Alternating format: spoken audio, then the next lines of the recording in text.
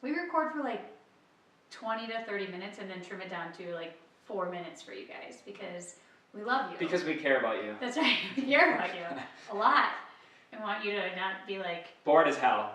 Bored as hell. That's all.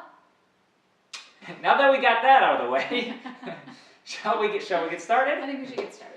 Okay.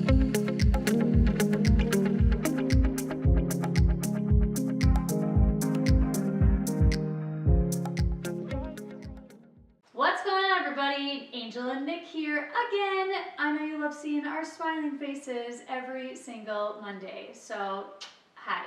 How are you? If not, you could always set a calendar alert and watch them on Wednesday instead. Oh yeah.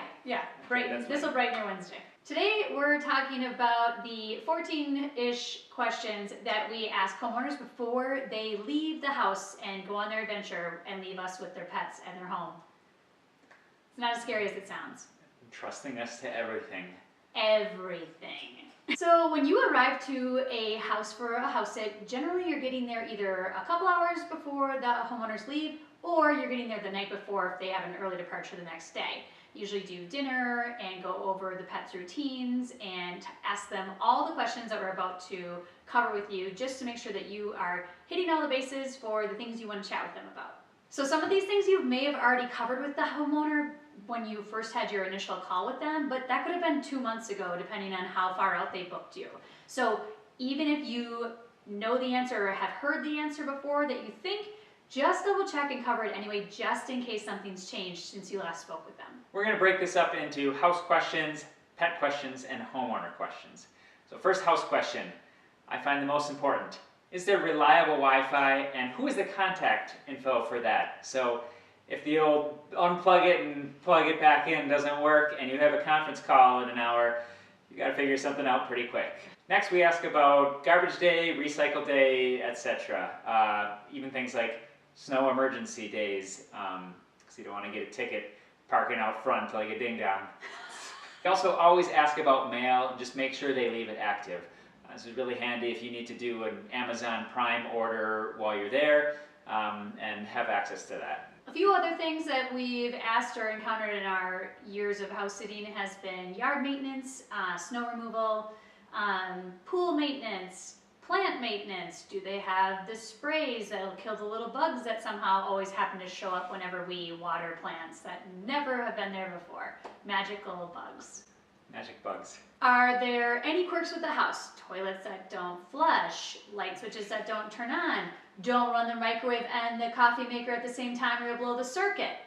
That was a real one, I'm not joking. I mean, that's stuff like that. It's really nice to know where the circuit breaker is. That's also nice to know. When you do plug in the coffee maker with the microwave, you get it. You get it. You don't want to find out on the first day of a 3-month house sit that the downstairs toilet doesn't flush. Just kidding. That has not happened, for the record. He just made that up. Little toilet humor never hurt anybody. We're really nailing this one today. Yeah, I got all kinds of good stuff. Ladies and gentlemen, Nicholas Roll. He'll be here all week. A couple other ones. How to use their TV, how do you adjust the air temperature, do they put everything in the dishwasher or leave certain things out? Is there a security system? How does that work? Do they want us to use it? And lastly, extra keys for the house, garage door opener, any codes that are important, so garage code or house key code. These are all things we like to cover right away. Moving on to pet questions. The first one we ask, or just confirm on, is if there is enough food for the duration of the pet sit. If not, it's okay to ask them to leave money, and if they do and you need to pick up supplies, always leave all the change and any receipts behind. We also always ask about just daily routines, so walks for the dogs, feeding times, hiding places for shy cats, just general stuff to know and make sure they kind of follow the same routine. Probably also ask if pets are allowed on the furniture. Pets seem to be like teenagers in that when the parents go away, they think they can get away with anything, and we generally don't know what is approved and what is not. Last and potentially most important is special diets and medication. You've likely already talked about this with the homeowner, but if they do have medication requirements, it's always helpful to go through that process with the homeowner rather than just going off of a sheet that they've written out. The last set of questions are homeowner focused questions. So this is a great time to, again, confirm on their arrival date back to their house and when you plan to depart their house. If there's overlap requested or if you're leaving before they get home and there's a little bit of time in between there. Some homeowners like to come home to an empty house. Other ones want to be home and you still there so they can connect with you and kind of say goodbye and check in and kind of do this kind of closing meeting, if you will. Either one, we've done both on each side, but just something to talk about and make sure you're both on the same page. Definitely confirm with them as well on the best way to get a hold of them. So is it text or email or WhatsApp if they're in another country? Make sure you also get a list of emergency contacts. This could be primary vet, emergency vet, neighbors, relatives in the area, anyone that you would contact in case of an emergency. Thanks for tuning in. If you've got other questions, put them in the comments. You know, the usual shindig. That's all we got.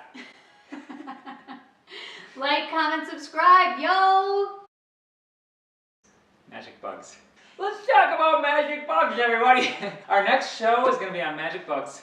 Join us next week. We're transitioning from house sitting to bugs. Like the cockroach in Costa Rica that was, No joke. that like had a name. Yeah. Frank. No joke. He was like, hey Toppy. Toppy's the cat. Toppy was like, hey Frank. What you doing? Yeah, they were on first name basis. Yeah. Cat and cockroach. Yeah. A lot of cool bugs in our days. Anyway, Anyways. back to work.